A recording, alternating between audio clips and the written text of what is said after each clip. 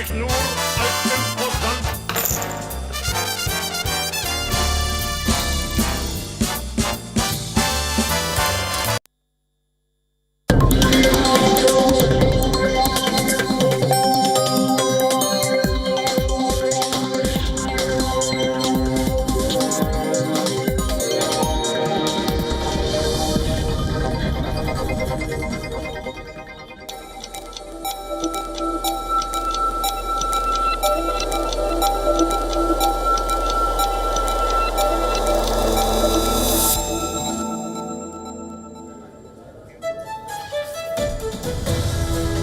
Hello and a very warm welcome. You're watching Gravitas with me, Modi Gambhir. Let's get started.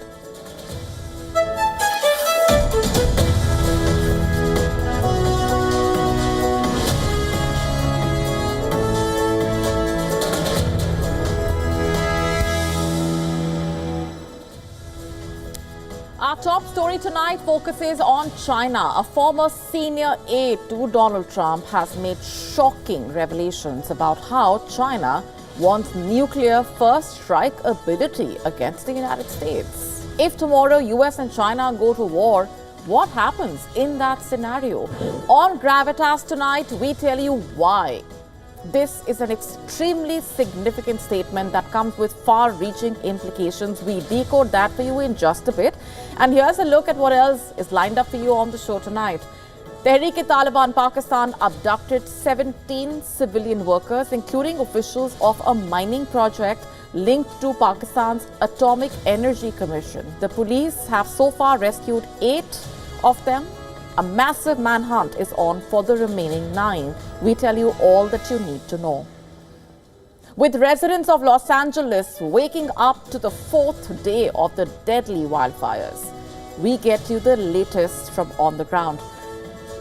Would you rely on artificial intelligence to find you a job? A real one, of course.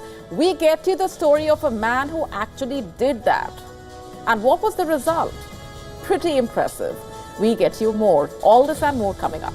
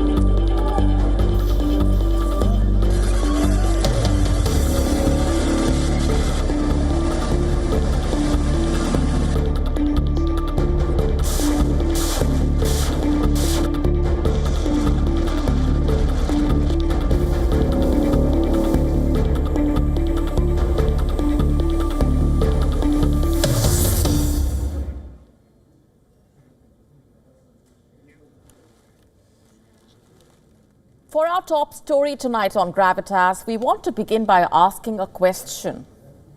A question that has given sleepless nights to diplomats around the world.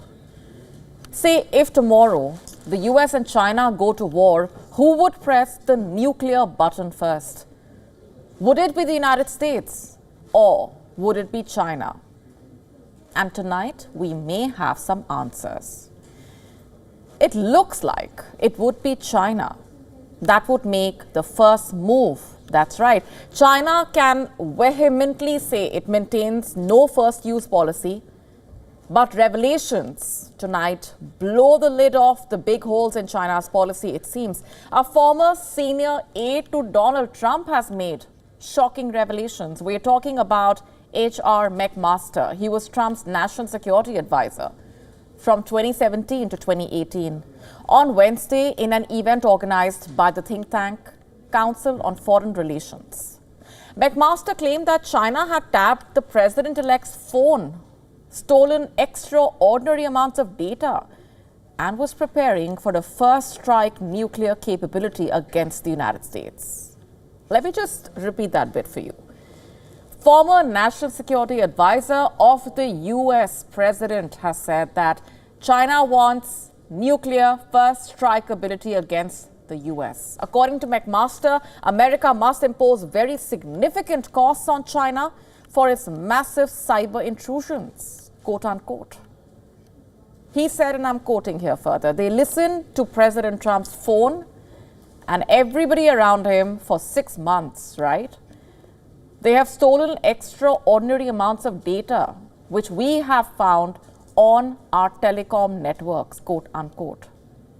He told the event organized by the Council on Foreign Relations, quoting further, I believe that's what China is doing. And you might think I'm kind of crazy for saying this, but I think that China is laying the groundwork for a first strike nuclear capability against the United States, quote unquote. Now, for the unversed, first strike capability basically is the ability to launch a preemptive nuclear attack in the hope of damaging or destroying an enemy's nuclear arsenal and limit its ability to retaliate. And that's a major development, especially as McMaster's claims come 2 weeks before Trump's return to the White House. And there is already growing concern over China's expansion of its nuclear stockpile and cyber attacks. Now, just to be clear here, it's not clear if the comment about listening to Trump's calls referred to the reports in October last year. We're talking about reports that basically suggested that Chinese hackers linked to the Chinese government had targeted Trump's communications during the election campaign. And it's also not clear if it is a reference to previous claims that Chinese and Russian spies were listening to Trump's calls during his term in office. Remember, China has dismissed the most recent allegations as malicious speculation to reports that government-linked hackers targeted Trump's communications. Beijing responded saying that the US, quote-unquote, spread all kinds of disinformation about the so-called Chinese hacking threats. But what if what McMaster is saying is actually true, despite what Beijing is saying?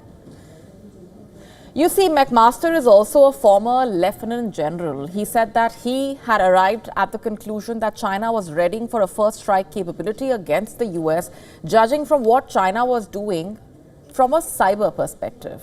In fact, he claims that China is really developing at least a latent capability to take down US communications networks. And let's not forget, China is also ramping up its strategic forces. McMaster says that China's surveillance and intelligence collection capabilities had focused quite heavily on Washington's strategic forces. He said, and I'm quoting here, I mean, if that's the case, we should be quite serious about it, quote unquote. Just to be clear, China officially maintains a no first use policy for nuclear weapons. But the US, which ranks second in the number of nuclear weapons, has always had doubts about China's nuclear posture. But how many nuclear weapons does China have to begin with? Have a look at those numbers. With over 5,000 nuclear warheads as of 2024, the US clearly has a big lead over the rest of the countries on the list, except, of course, Russia, which has the highest number of nuclear weapons in the world. But it's the fact that China has been rapidly expanding its nuclear arsenal that has the Pentagon worried. In fact, China has accelerated its buildup of nuclear weapons, forcing the US to more than double earlier estimates of its pace. This has been reported by Pentagon's intelligence arm last October. According to the US Defense Intelligence Agency, China will have more than 1,000 nuclear warheads by 2030. More than 1,000, most of which will be able to reach the United States. Not just that, the US also still does not know why China has pursued such a large arsenal at such a fast pace. These developments are what make the US nervous. As for McMaster, the US needs to further develop its strategy to counter various forms of Chinese aggression, quote unquote, especially in the Indo-Pacific region. As global tensions rise, the nuclear rivalry between America and China is only going to intensify. You see, a stronger China with big improvements in its nuclear weapons raises serious questions about its intentions. But that, you see, applies to both the US and China. And so the question of who might be the first to use nuclear weapons cannot be taken lightly. Ultimately, the real challenge is not just guessing who might strike first, but making sure that this never happens at all.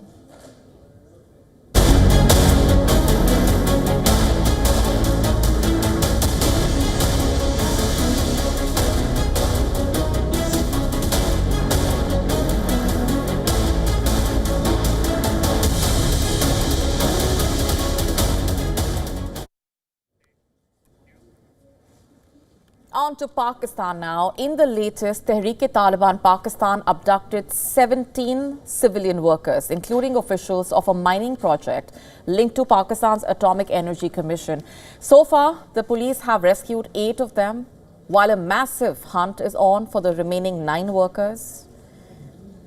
Police officials say that workers, including a driver, were traveling in a minibus when they were stopped and taken away at gunpoint in Lucky Marwat district of the Khyber Pakhtunkhwa province. The terrorists not only abducted the workers but also set fire to the local contractor's vehicle in the area following the abduction. Police saying 3 among the 8 who were rescued sustained minor injuries. The abducted workers included a senior administrative officer, 4 senior technicians, 3 computer operators, 4 junior assistants, and a watchman, among others. The TTP, in fact, has also released a video of the abducted workers where a worker can be seen asking the government to accept the TTP's demands. The Pakistan government is silent over the incident and has not given out any details of those abducted. But what is the task allocated to this group of workers, really? The group of workers and technicians. Pakistan's Atomic Energy Commission is tasked with promoting and conducting research on the peaceful applications of atomic energy in agriculture, medicine, industry. It also develops projects related to nuclear power stations and electric power generation. The abduction occurred as the KP Counter-Terrorism Department said its personnel killed 3 terrorists belonging to a TTP affiliate in an intelligence-based operation in the Malang Adda area.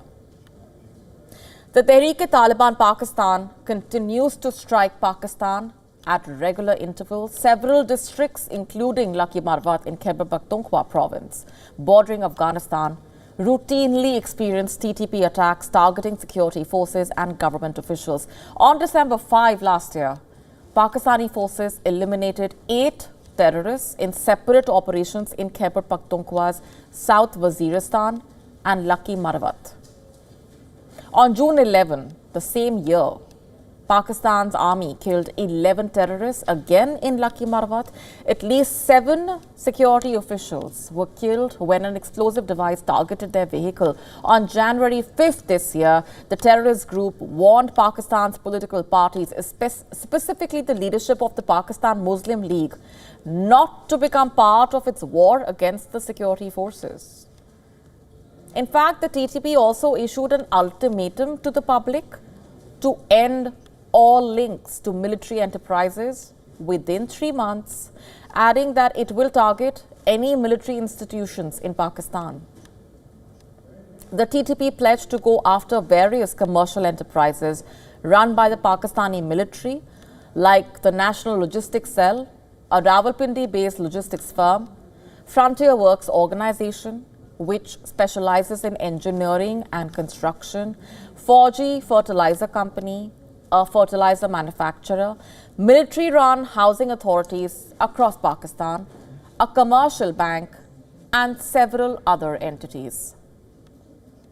A report put out by Pakistan's Center for Research and Security Studies cites 2024 as the deadliest year for Pakistan's security forces in a decade in terms of personnel killed in insurgent and sectarian violence.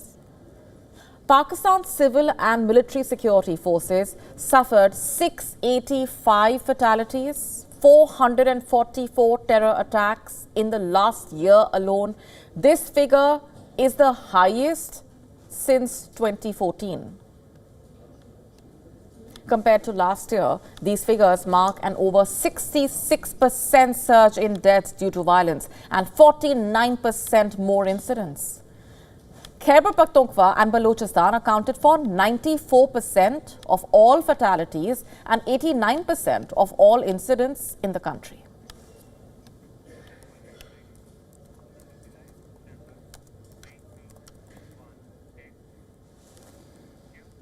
All right, some breaking developments coming in right this minute from the United States. Donald Trump has issued an emergency declaration to supporters. Donald Trump there has used his court appearance to raise money, issuing what he described as an emergency declaration. In an email to supporters, he wrote, I'm quoting, "I'm being sentenced today just so they can label me a felon before I'm sworn in." Quoting further, "Do you think it's a coincidence my inauguration is just days away? You know it and I know it. All charges should be dropped."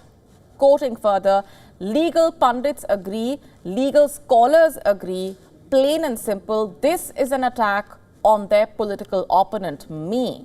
Quoting further, "Justice is not the goal here. This unlawful witch hunt is only meant to obstruct the presidential transition process." Further going on to say, quoting, "We can't let that happen if we want to save America when I triumphantly return to office."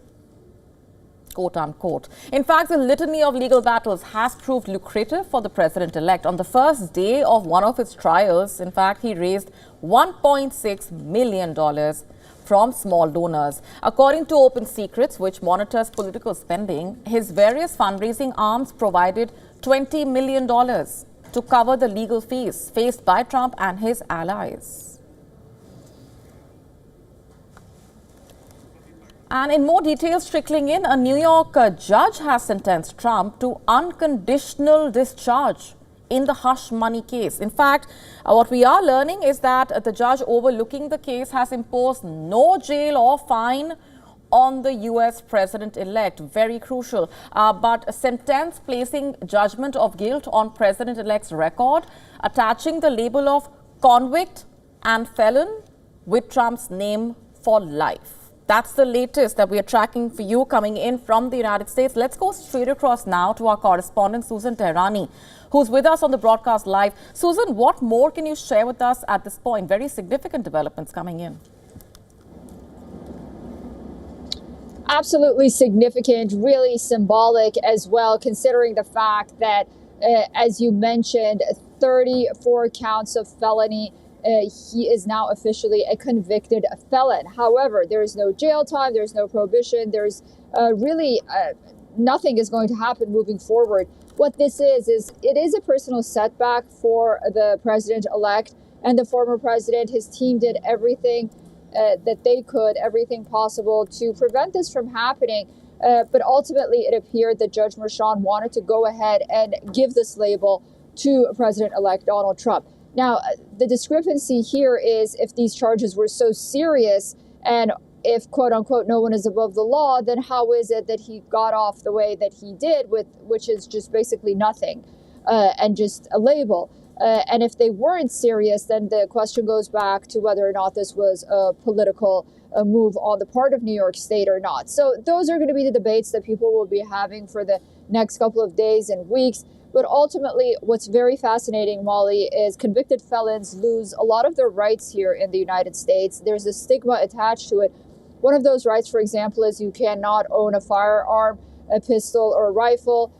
But ironically now, again, because nothing is normal in this case, President-elect Donald Trump will have the nuclear codes of the United States, but he'll be a convicted felon and will not be able to have a firearm for himself. So just, to see how law works here is pretty remarkable, to say the least. But yes, here we are right now, a very angry Donald Trump and his team.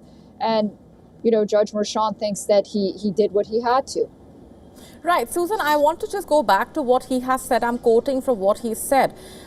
Do you think it's a coincidence my inauguration is just days away? He goes on to say angrily, justice is not the goal here. This unlawful witch hunt is only meant to obstruct the presidential transition process. We can't let that happen if we want to save America when I triumphantly return to office, quote unquote. This is just, of course, an excerpt from what Donald Trump has said. Just lay this out in perspective for our viewers, how this would, if at all, impact the process, and how down the line, how this would be perceived, given that this is something that you've been closely monitoring in terms of reactions as well. Yeah, it's really hard to see how this will affect Donald Trump, how he wants to govern, and the opinion of people that support him and those that oppose him. Everyone is going to stay exactly the way they are. And Donald Trump is going to become president on January 20th. Officially, he's going to be sworn in, and he's going to, have 4 years in office. He's going to have this label on him. I think the reason the president-elect is making these comments is, of course, he believes that. He's been saying this ever since this case came to light.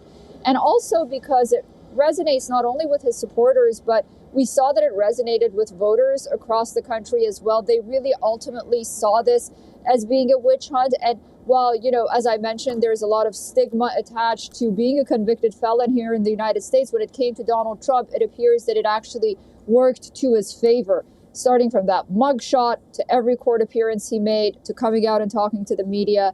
It just made his popularity just go higher and higher. And so I think, it's normal for him to continue to make these comments. And again, like I said, he definitely believes it, and so does his supporters. But here we are right now. And I think for the American people, they're going to be more concerned about food prices, gas prices, the things that, Molly, you and I have been talking about for months now, as opposed to whether or not there's going to be this label on the president-elect or not. And we will be coming back to you for further updates. For now, we are leaving it there for the moment. Susan Tehrani, thanks very much for joining us with those updates.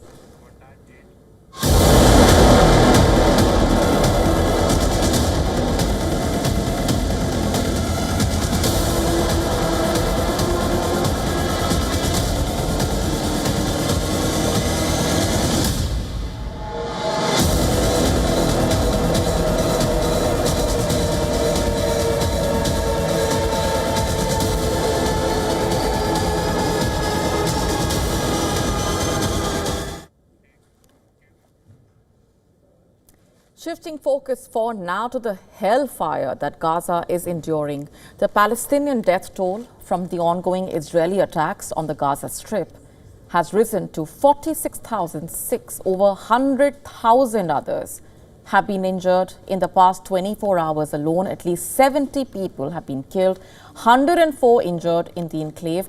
Israeli airstrikes on multiple occasions across Gaza on Thursday led to dozens of casualties. One attack targeted a school in the Jabalia area located in northern Gaza. That attack killed 4 people, including a child and a woman. At least 25 others were injured. Another airstrike in central Gaza resulted in the deaths of 4 people, including 3 children, and left many more injured. But that's not all. The Israel Defense Forces also said dozens of homes ablaze in northern Gaza, igniting widespread fires across several areas. The Palestinian official news agency cited a statement from the United Nations Children's Fund, noting that at least 74 children have been killed in various attacks in Gaza since the beginning of 2025. Ask Israel, and they say that their recent airstrikes have killed several Hamas commanders, saying that these people were responsible for planning and launching attacks against Israel. The hospital located in northern Gaza's Beit Lahia town has also come under heavy gunfire. According to the hospital staff, the medical compound has been the direct target of heavy gunfire from the Israeli army and its quadcopters. This amid a severe shortage of basic supplies. Nurses have told news outlet that such is the situation that there isn't even a drop of water since Wednesday at the hospital. Imagine that. In some cases, the staff have used saline solutions to give the patients something to drink. How heartbreaking, right? Similarly, the World Health Organization reported that Gaza's Al-Afda hospital was critically low on fuel. It is the last functioning hospital in North Gaza, and it is overwhelmed with patients. The hospital is low on fuel and essential medical supplies. The UN Health Agency also saying it has been working to access the hospital to resupply it. However, damaged roads and insufficient facilitation have made safe access impossible. If you thought that the death toll was shocking, a new survey has reported that it may have been grossly undercounted. In fact, a peer-reviewed statistical analysis published in the Lancet Journal on Thursday was conducted by academics at the London School of Hygiene and Tropical Medicine, Yale University, and other institutions, using a statistical method called capture-recapture analysis. The researchers basically sought to assess the death toll from Israel's air and ground campaign in Gaza between October 2023 and the end of June 2024. For example, up to June 30 last year, the Palestinian Ministry of Health in Hamas-run Gaza reported a death toll of over 37,000. However, the new peer-reviewed study estimates that there were between over 55,000 to 78,000 deaths from traumatic injuries in Gaza by that time. The study's best death toll estimate for Gaza was 64,260. It would mean that the Hamas-run Gaza Health Ministry had underreported the number of deaths to that point by 41%. This is not shocking, as for months it has been reported that the actual death toll could be substantially higher than official statistics. Meanwhile, Israel confirmed that a hostage was found killed in Gaza. He has been identified as Hamza Ziadne, the son of another hostage, Yosef Ziadne, found dead alongside him in an underground tunnel near the southern city of Rafah. The Israeli military saying that their death did not appear to have been recent, and it was not yet clear how they had been killed. The recovery of their bodies comes amid renewed efforts by ceasefire mediators Qatar, the US, Egypt, to reach a deal to halt the fighting in Gaza and free the remaining Israeli hostages. Months of efforts to bridge the gaps between Israel and Hamas on a ceasefire and hostage release deal have failed to bear fruit. On Thursday, US President Joe Biden said that real progress was being made in the negotiations, but did not elaborate further. I can, but I'm not sure it's appropriate for now. We're making some real progress. I met with negotiators today. I think there's what's going on right now in Lebanon, and we finally have a president. He's a first-rate guy. I spent time on the phone with him today, about 20 minutes to half an hour, what they have planned. They're also working very hard with the Lebanese military, accountable to the Lebanese people, not Hamas, not Hezbollah, not any other group. But this is not new. For several months now, officials on all sides have repeatedly voiced optimism over a breakthrough, only to see hopes dashed a few days later over new obstacles. Israel and Hamas have leveled seemingly irreconcilable conditions for an agreement. While Hamas has demanded an end to the war and a full Israeli withdrawal from Gaza as part of any deal to release hostages, Israeli leaders have said that they will not end the war before Hamas is destroyed in Gaza.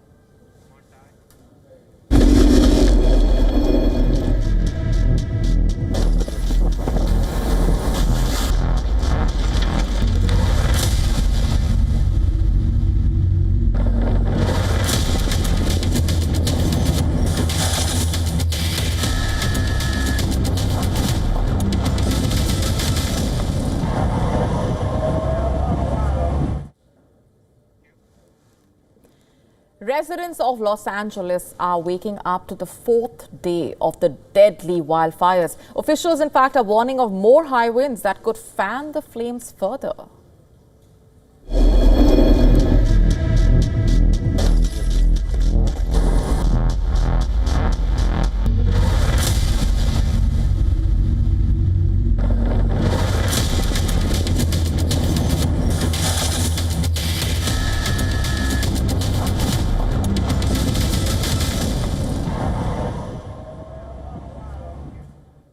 At least 10 people are reported dead so far. 5 fires are still burning, and firefighters who have not reached many of the hardest hit areas expect the death toll could rise. A man was detained on suspicion of starting the latest fire, but authorities say there is no conclusive evidence that the wildfires were started deliberately. Workers are also destroying roads to stop the flow of gas fueling the flames. Even where the fires have died down, hazardous conditions like polluted air are posing a major threat even for those far from the flames. Entire neighborhoods have been devastated, with the Palisades fire burning down 20,000 acres with 6% containment. The fast-moving Eaton fire has ravaged 13,000 acres and 0% contained. Among the people who have died being an amputee and his son in Altadena. The Washington Post reported that a retired 67-year-old salesman, Anthony Mitchell, who relied on a wheelchair, died by the bedside of his son, Justin, who was in his early 20s and living with cerebral palsy. The authorities have asked the residents to leave their homes and businesses behind. Nearly 180,000 people in the county are under evacuation orders.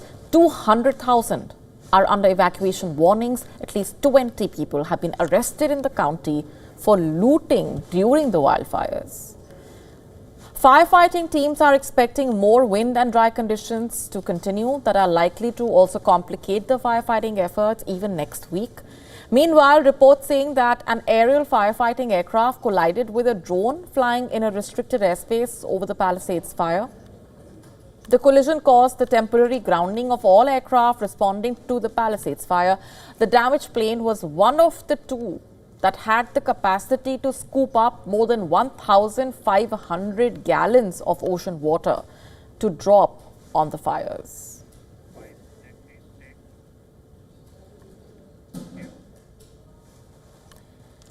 Shifting focus for now, the Indonesian President Prabowo Subianto has been invited to India's Republic Day celebrations as the chief guest.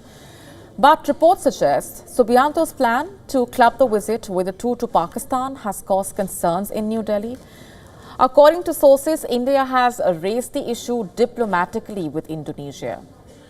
According to Pakistani media reports, the Indonesian president will be traveling to Pakistan on the 26th itself, and that essentially is the day when he will be the chief guest at the Republic Day parade.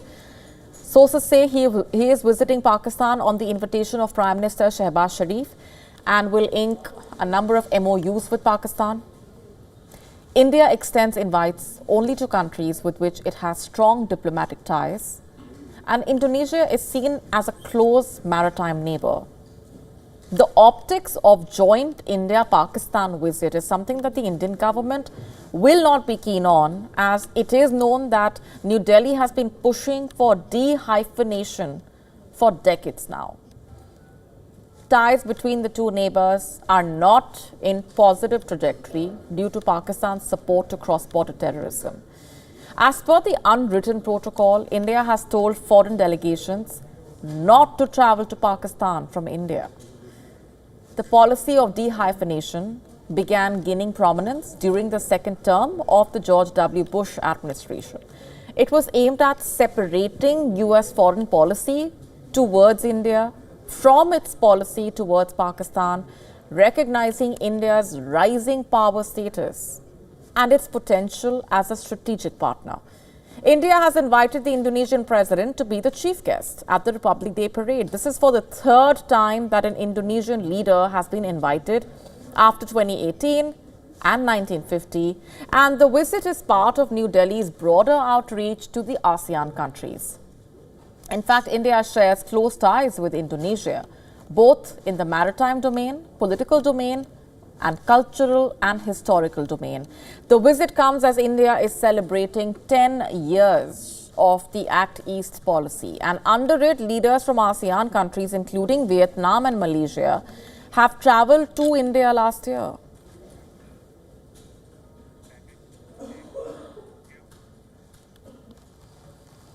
The Russia-Ukraine war is entering a new phase of uncertainty. A dramatic escalation is unfolding on both sides of the border.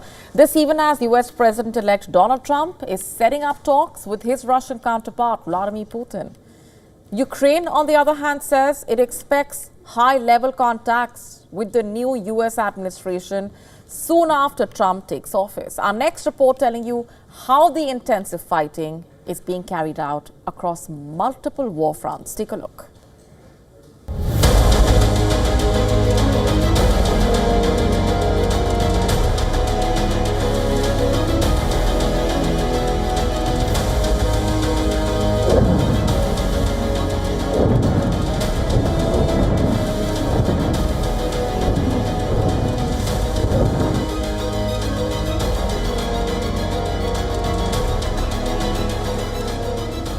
The war is intensifying. Russia and Ukraine are launching no-holds-barred attacks across multiple war fronts. Moscow accuses Ukraine of using US-supplied HIMARS missiles to strike a key square in Donetsk city. It claims Kyiv deliberately targeted civilian infrastructure that killed at least 3 people and left several injured. It all happened in a split second. We led the people out to a safe location to cut a long story short. I've ushered some customers through the entrance for personnel and others lead to back rooms. All the customers and staff are safe and sound. Everything is okay.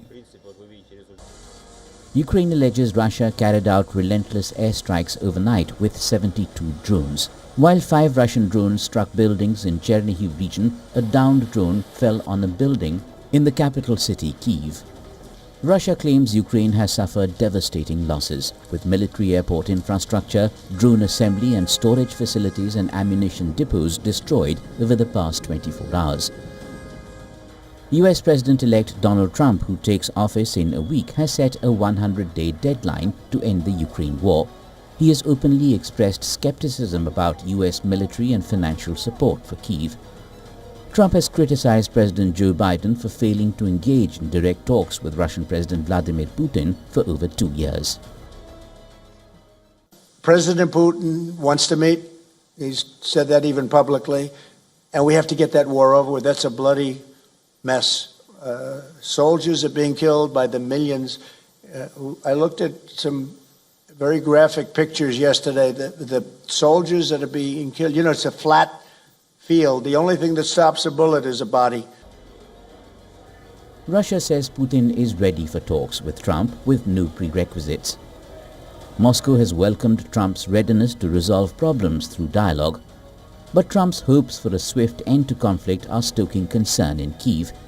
Ukraine fears it will be forced to accept a peace deal on terms favorable to Moscow. President Zelensky is pushing Trump to back his peace through strength proposal. He's seeking NATO protections and concrete Western security guarantees as part of a potential settlement to end the brutal fighting. As the war completes 3 years, all eyes are on whether Trump can seal a ceasefire deal and fulfill his promise of ending the Ukraine conflict sooner than it otherwise would have. Bureau Report, WION World is One.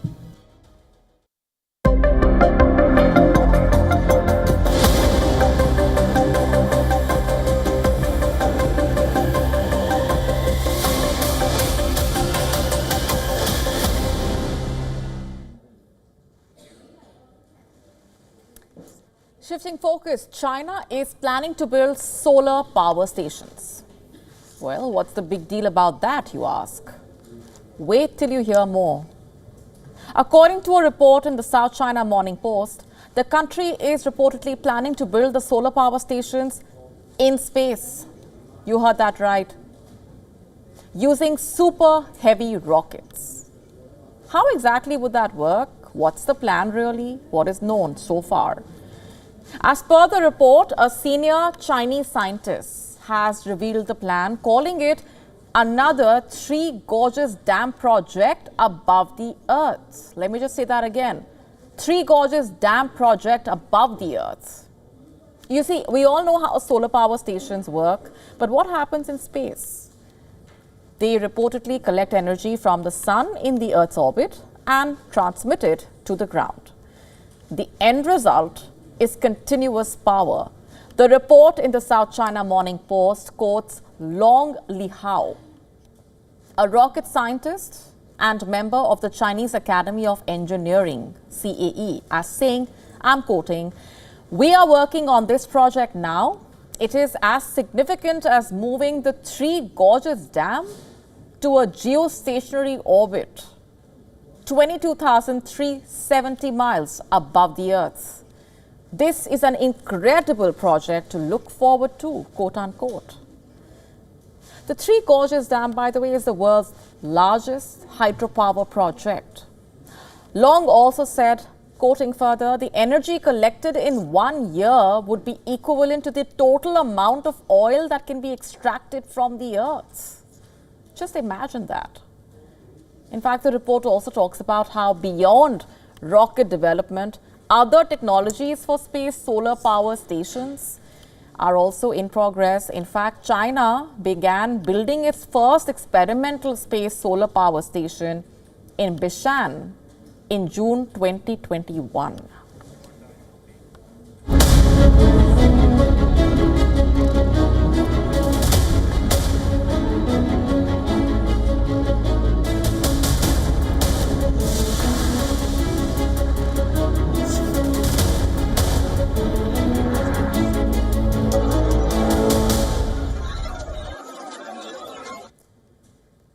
The death of a 17-year-old boy in China has led to massive protests in the Pucheng region of the Shanxi province. Videos that have gone viral on social media showing angry residents gathering outside the school and clashing with the police. In the videos shared on social media, protesters can be seen hurling objects at police officers. The protest erupted after officials said that the teenager fell to his death on January 2nd. In an accident at his school dormitory. But after his death, allegations began spreading on social media that there had been a cover-up. The official statement reported the incident as a case of suicide jumping. Reports suggest that officials refused to allow the child's parents to check for injuries, detained the parents, confiscated the phones and watches of classmates, and deleted related photos. Protests erupted soon after and lasted a few days before they were reportedly quelled early this week. Reports saying nearly 100,000 people gathered to protest and they drove away the police present in the area. Some saying this is the largest demonstration in China since 2023. Public protests are not uncommon in China. However, the authorities are sensitive about them since the 2022 white paper protests against COVID-19 policies. You see, the 2022 protests saw a rare criticism of the Chinese Communist Party and President Xi Jinping.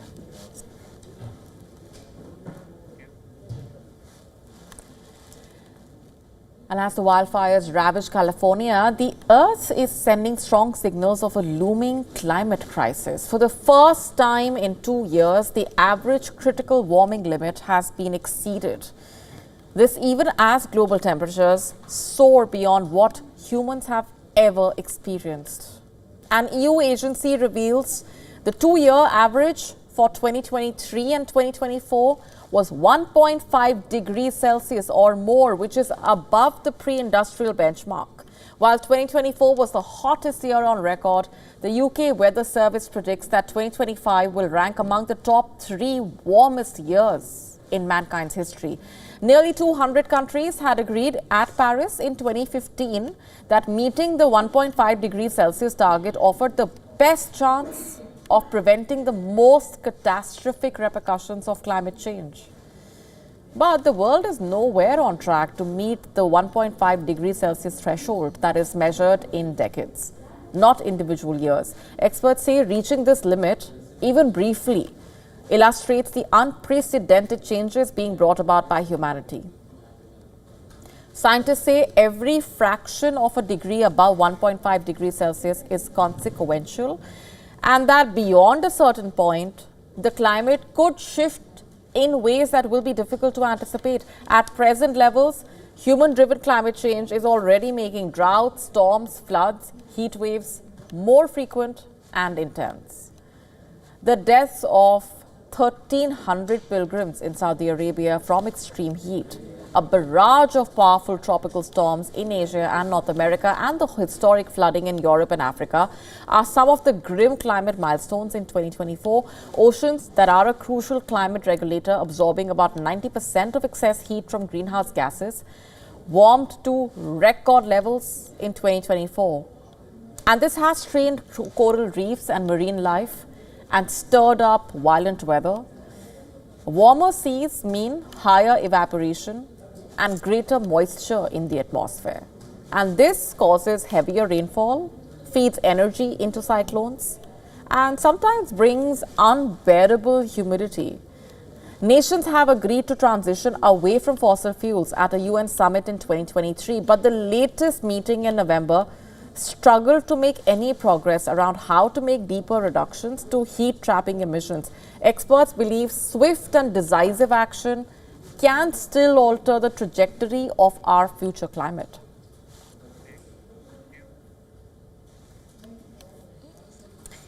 What do you think about having your days off? It is a time when you finally catch up with your families, right? Rejuvenate after a hectic work week. But according to the chairman of Larsen and Toubro, one of India's largest infrastructure firms, that might not be the case. In a recently surfaced video, he expressed regret over not being able to make his employees work on Sundays. He went on to say, I'm quoting, "What do you do sitting at home? How long can you stare at your wife?" Quote unquote. In fact, he also cited China's workforce, claiming their 90-hour work weeks were a factor in their economic progress, and encouraged L&T employees to adopt a similar work ethic. His comments have sparked widespread criticism, with many questioning the implications on employee well-being and work-life balance. One notable name is Indian actor Deepika Padukone. The actor, who is also a mental health advocate, took to her Instagram to express her shock at the chairman's statement. 39-year-old star wrote, "Shocking to see people in such senior positions make such statements," quote unquote. She added the hashtag mental health matters to emphasize the importance of work-life balance. Now, this is not the first time corporate leaders have faced backlash for advocating long working hours. Infosys co-founder Narayan Murthy made headlines in 2023 when he urged young Indians to work 70-hour weeks for the country's growth. Similarly, Ola CEO dismissed the concept of weekly offs as a Western import. Globally, Elon Musk has advocated 80 to 100-hour work weeks to achieve success. And this brings about the question, where do we stand right now when it comes to working hours? You see, globally, countries differ significantly in both salary levels and working hours. Switzerland leads the world with the highest average monthly salary, followed by Luxembourg. However, Bhutan tops the charts in working hours, with employees averaging 54.4 hours per week. Within the OECD, the average full-time employee works 36 hours per week, and in the EU, that number is also 36 hours. In the United States, full-time employees average 36.4 hours per week. Meanwhile, in India, standard working hours are capped at 9 hours per day.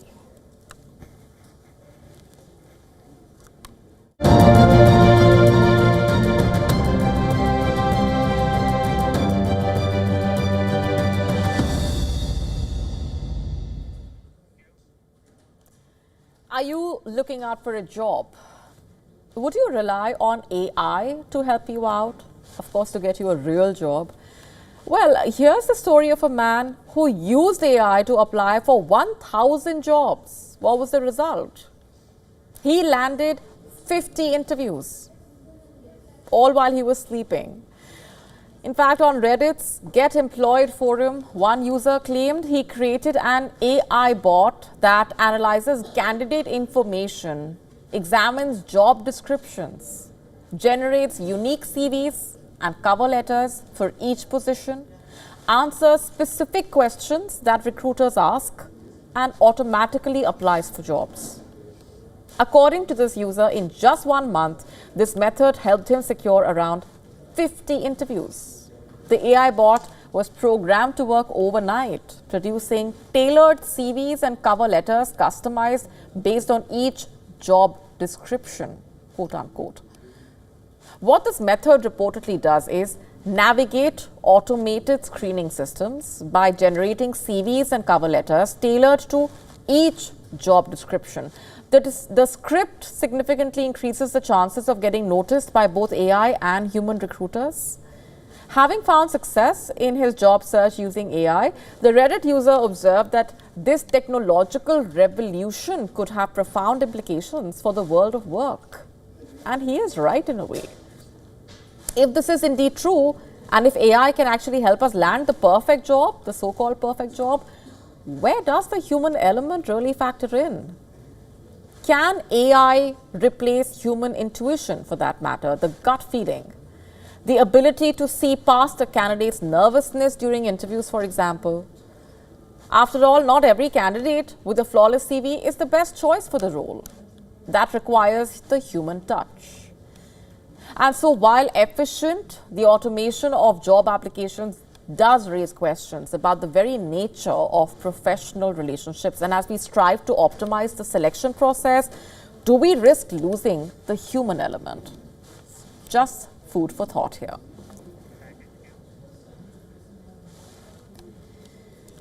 The akharas of the Mahakumbh Mela are the heart of the grand spiritual gathering, representing centuries-old traditions and rich cultural heritage. Among the many revered akharas participating in the Mahakumbh Mela is the Sri Panchayati Nyay Udasin Akhara. Founded in 1846, this akhara is known for its unique royal entry processions. In fact, our correspondent, Johan Castle, getting you details in our next report.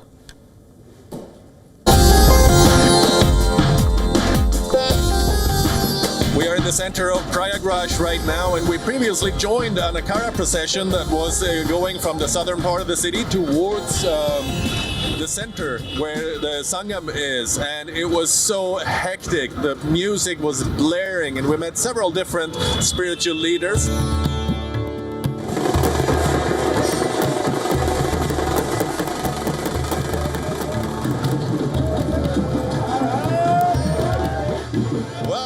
So we are on the ground in Prayagraj right now, and we are really lucky to find an Akhara procession taking place. These guys are on their way in to the Sangam area in Prayagraj for the Mahakumbh Mela. What is your feeling so far? Very happy, very happy. Yeah? Thank you. Sri Panchayati Akhara Naya Udasin, Kumbh Mela, Prayagraj, head office Kankhal Haridwar, and yes. It's a long way to come. Very, but it's a big party. Thank you. आज कुंभ बहुत बड़ा है, बहुत बड़ा size है ना? Mahakumbh, Mahaprabh. All India is done. All India. All India is done. Reverend fundament. Your Akhara has come from Haridwar to here. And head office and Haridwar. Yes. Head office. Yes. Head office Haridwar. Yes. Flowers are falling from the sky. It's a special day. It's a special day. Har Har Mahadev! Har Har Mahadev! Bol Bhagwan Sri Chand Maharaj ki! Bol Bhagwan Ji ki! So I managed to get on to one of the procession vehicles here at this Akhara procession. Sir, how is your experience? How is your experience in the Kumbh Mela so far? My experience is very good. Kumbh Mela is the recognition of Sanatana Dharma. And this represents the concept of unity in the diversity enshrined in the Constitution of India.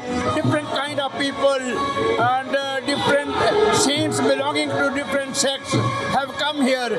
And this is the largest Mela held in the whole of the world.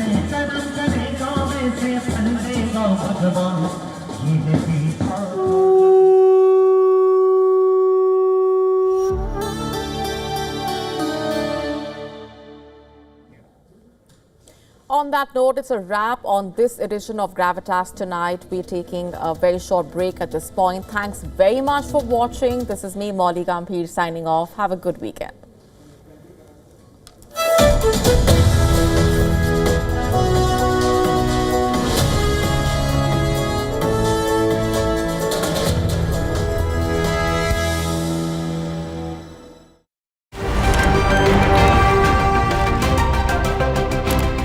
Ready to dive into your daily dose of news?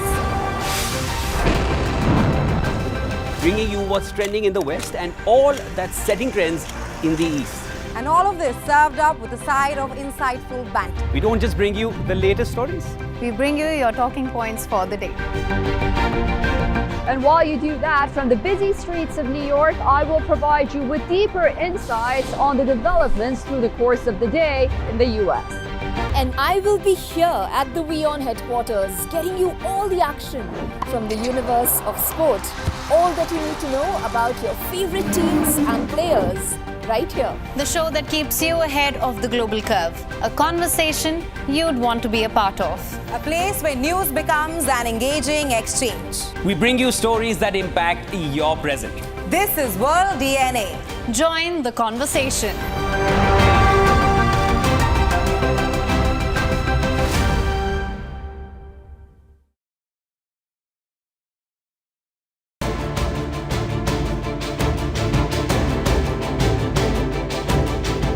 This week on the West Asia Post.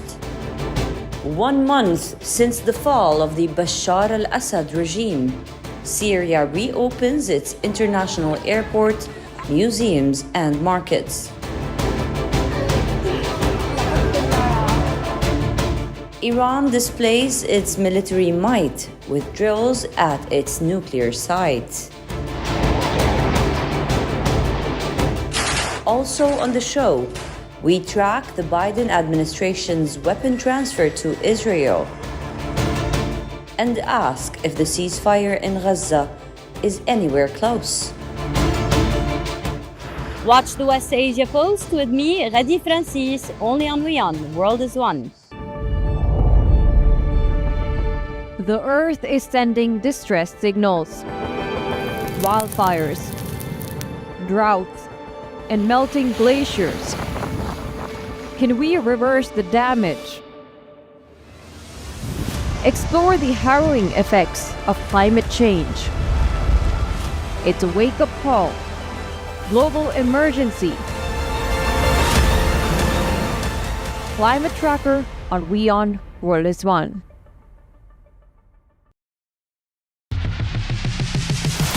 This week on Check It Out. Our focus is on CES 2025, the world's biggest technology show. We also bring you interesting devices, futuristic gadgets, and cutting-edge auto innovations that dominated the tech extravaganza this year. This and more on WION World is One at these times. WION, India's global voice, the channel that brings you the biggest stories from across the world through India's lens. Now available in more than 190 countries worldwide, because we believe that the world is one. Watch us in Africa, Europe, USA and Canada, South America, Asia Pacific, Middle East and North African regions. Also available on these digital platforms.